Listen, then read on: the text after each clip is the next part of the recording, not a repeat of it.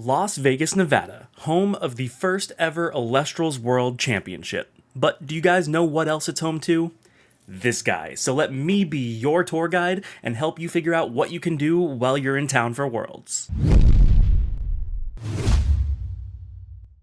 What is up, casters? Insaiyan Elestrals here, and I am beyond excited to be having Worlds in my hometown. Not only did I qualify and will be playing the main event of the tournament, but it's always just nice to see your friends and the people that don't necessarily live by you, that you don't get to see all the time, so I'm looking forward to seeing everybody at the event.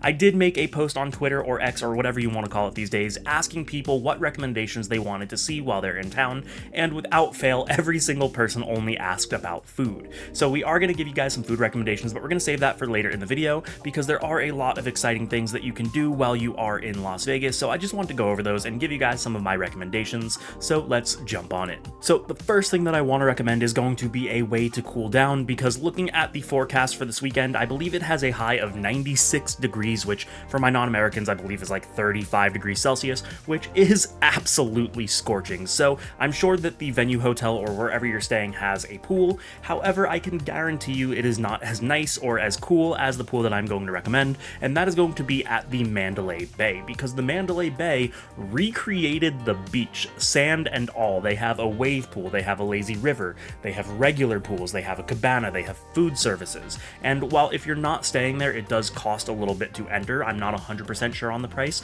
I couldn't get a clear answer while looking it up, but it seems to be around $30.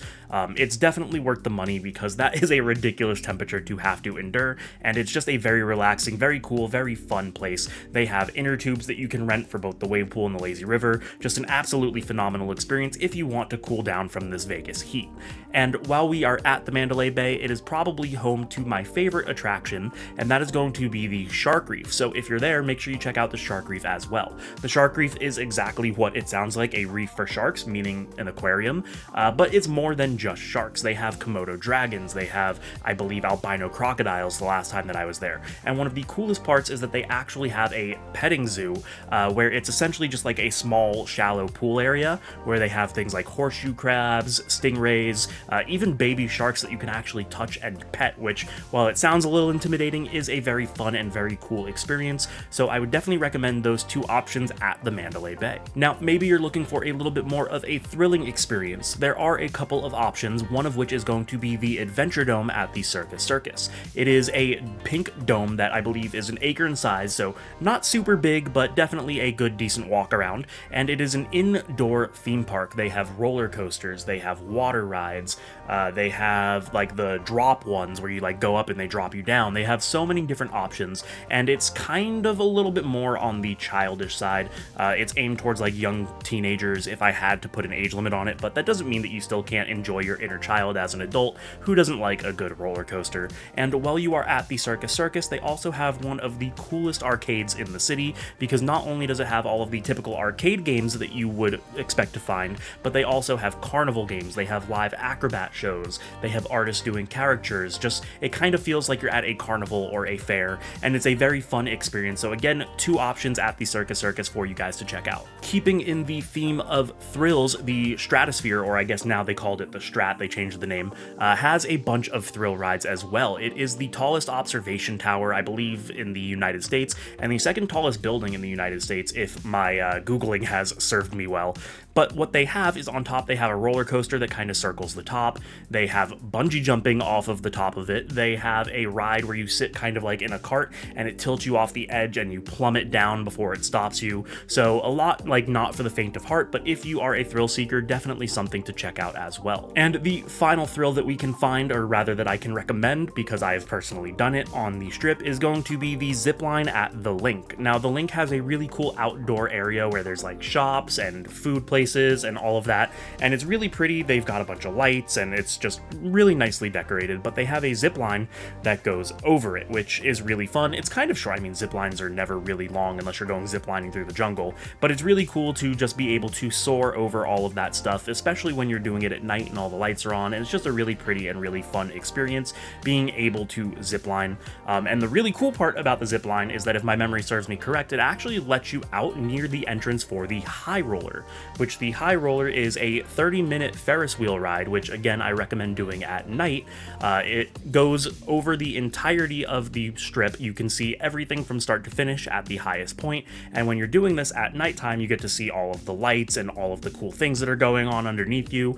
And the really cool part is that if drinking is your fancy, some of the carts on the Ferris wheel come equipped with a full service bar, bartender and all. So it is a very nice way to relax, spend 30 minutes hanging out with your friends, seeing the town as it was meant to be seen with all of the flashy lights. So definitely a really fun experience. And the final thing I want to talk about doing on the actual strip itself is just going to be the shows. We have a plethora of shows here in Vegas, from comedy to magic to drama to everything that you can think of. So there's just too many to go and make a list. I'm sure that if you look up shows in Las Vegas, you can find something that can really cater to what you are looking for, but some of the ones that I have seen that I really enjoy are Map King, which is like a comedy magic, Terry Fader, which is ventriloquist comedy. There's just so many good options, so if you are interested in killing like an hour or two, make sure that you go and look out some shows, because it's just a great way to spend your night. And now we are going to move on to strip adjacent. These are things that are not on the strip, but they are reasonably nearby, where you can just take like a very short, cheap Uber to get to, and it won't cost you an arm and a leg, but are still fun experiences. And the first of which is going to be Fremont Street. Now, Fremont Street is kind of like the low budget strip in a lot of people's opinions, but they have a lot of things to offer that the strip doesn't. One of which is, again, another zip line, but this one is much longer and much cooler than the one that they have at the Link.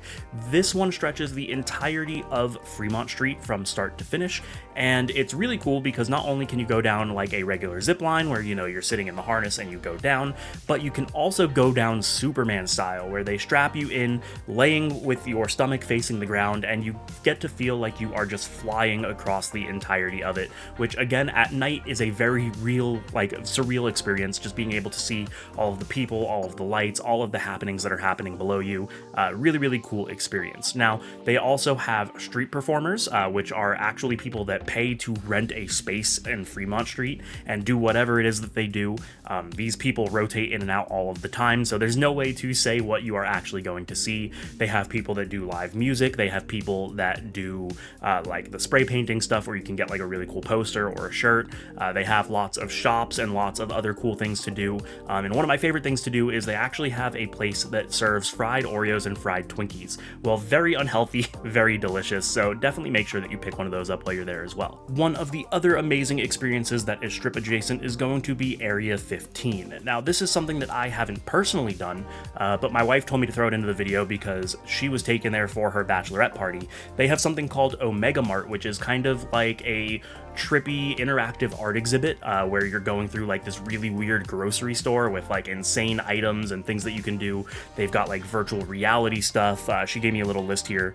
They have an immersive theater, they've got escape rooms, they've got rides, they've got bars. So just like a really cool experience. There's gonna be some pictures or videos on the screen like I've done with everything else so far.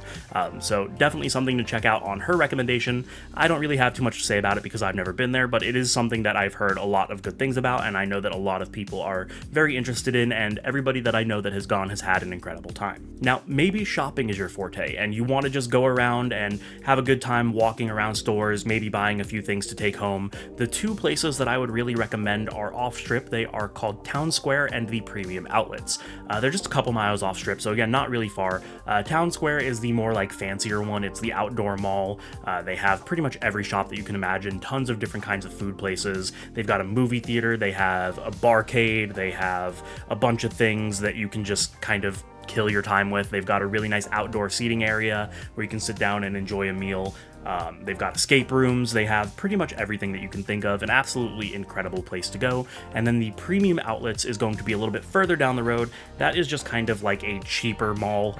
It's all the outlet stores where all of the things that are on sale or lower stock or everything go. But they have a lot in that same parking lot as well, a bunch of different food places and everything that you can imagine. So if shopping is your forte, definitely check out those too. Now, on the opposite end of the spectrum from what we started with, being the cool, relaxing pool, maybe you're an outdoor outdoor person. Maybe you come from a colder region and you want to enjoy the heat.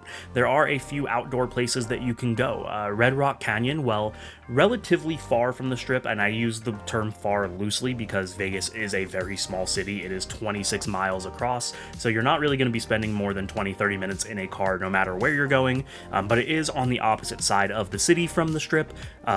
They have a bunch of beautiful hiking trails, and it's really cool. It's called Red Rock because of all of like the iron and rust deposits that are in the rock. You'll actually probably see it if you're flying in during the daytime. It's really, really cool. I haven't gone hiking there since I was a little kid because I just don't really do a whole lot of outdoor stuff anymore, but it's definitely something that I know a lot of outdoor people enjoy, being able to hike, see the desert scenery, all of the different plants, maybe some animals. Really, really cool, and definitely recommend that. And then on the other side of town, because the Strip is kind of like the dividing line, we have Lake Mead. Lake Mead is really cool because we have the Hoover Dam. They have like boat tours that you can do. They have like a little mini pseudo beach. One of the things that I really fondly remember from my childhood is feeding popcorn to the fish, which this might sound a little bit weird, but they have a bunch of, I don't even know what kind of fish they are. I want to say carp, but I don't know. And there's like a little gift shop on the dock that sells bags of popcorn specifically for you to throw into the water and watch the fish swarm at it. And it was really cool to just see hundreds of fish just going at it to get this food, and really fun experience to just feed them. So definitely something I would recommend as well. And one more section that I want to talk about before we get into all of the food recommendations, and that is going to be museums. We have a load of really cool museums, such as the Mob Museum, which is exactly what it sounds like. It's a museum telling you all about the mob, because if you didn't know, Las Vegas was pretty much built on the mob. The Flamingo Hotel was, I believe, Bugsy's hideout for the initial aspect of the concept of Las Vegas. We have Madame Tussauds, which is like a wax figure museum, which is really cool. Sorry, I've got a list over here. We have the Neon Museum, which shows all of the cool lights, retired signs from the Strip, things that are no longer in place but are a part of Vegas history. We have the Museum of Illusions, which is just like kind of an optical illusion thing, which I personally really like, so that's something cool to check out. The Pinball Hall of Fame, which I went there before they moved locations, so I don't know if it's still the same, but they had pinball machines from every age ever since pinball was conceptually a thing, and you get to play them. It's not just, ooh, look at these shiny pinball machines. No, you actually get to play on all of these machines that can be decades old or brand new or anything like it. It's just a really cool experience if it is still the same as before they moved it. And then we also have the Atomic Testing Museum, where it tells you all about the nuclear bombs that were used in World War II, because those were tested, I believe, just 50 miles outside of the city limit for Las Vegas. So it's a really cool part of our history if that is something that you are interested in as well. And finally, the moment that you have all been waiting for, that is going to be the food. Now, we're going to separate this into two sections, and that is because rule one of being a Las Vegas local is that you really don't go around the Strip. The only time that I'm ever down there is when I have people visiting and I'm doing the whole tourist thing. But we did make a list, we being me and my wife, of all of the food that is nearby, so I'm going to throw that up on the screen and we're going to talk about it. So in the Tuscany, we have the Pizza Lounge, which has appetizer, or Piazza Lounge, however you want to pronounce that. And you can see on screen everything they have, what their hours are, what their time is. So you can go ahead and pause this. I'm not going to go over everything on the list. This is just something to kind of show you guys what is nearby. But looking at this, the only thing that I know for certain, because anytime there are card events for other games that I play, they're not far from the Tuscany as well. So one thing that I want to throw up on the screen as well is going to be in this area here, circled on the map. They have like a Teriyaki Madness, a Subway, a White Castle, just a bunch of other kind of like fast food places that are really easy to see. So that's probably 5-10 minute walk section as well. But yeah, you can go ahead and screenshot this. These are the recommendations that we looked up that had good reviews.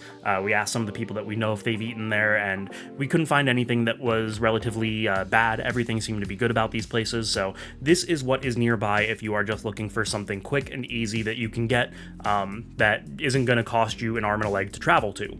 But now I want to get into section number 2, which is our personal recommendations. These are places that are scattered all throughout the valley, just places that we really like to go and places that we eat at a regular basis. And this I'm going to go a little bit more in depth on, because these are all places that I have a very good opinion of and very and can recommend because of personal experience. So first on the list here, we have the Sushi 88. This is by far our favorite sushi place in town, but it is going to be like a 20 to 30 minute ride from the Strip, just because it's up by where I live, and I live almost as far away from the Strip as you can get in town. But it is an incredible sushi place. Obviously, it has all you can eat, it has a la carte, and don't worry if you are not a fan of seafood, they do have non-seafood options, which is the reason that we like it so much, because I'm actually allergic to seafood. So this place has a lot of cool chicken options. They do like chicken rolls, where it's teriyaki chicken wrapped in the rice and seaweed, with like cucumbers, avocado. They have my favorite thing, which is called the 702 roll. It is teriyaki chicken with rice and seaweed, baked with cream cheese on top and topped with eel sauce and chili sauce, which is just absolutely incredible. Then we have 888 Korean barbecue. This is an all-you-can-eat Korean barbecue. Do not confuse this with 888 Japanese barbecue. I'm sure the Japanese barbecue is probably just as good, but it's not. I haven't had it, so I can't really speak on it. The Korean barbecue is the place to go, and it's not that far from the Strip either. It's in Chinatown, which is maybe going to be a 5 to 10 minute car ride, depending on where you are staying. But definitely by far the best Korean barbecue in town. If you go there, definitely get the bulgogi. However they prepare their sauce for the bulgogi is just absolutely phenomenal. Then we have Baiwan Premium Korean Barbecue and Sushi. This is a place that my wife has been to more than I have, but when I went there, it was incredibly good. Not as good as the 888, but definitely one of the top tier and one of the better Korean barbecues that I have had in town.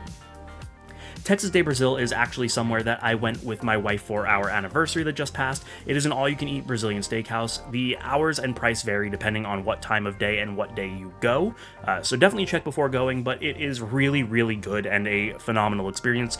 The waiters come out with these big sticks that are just covered in various meats, from pork to lamb to beef to chicken.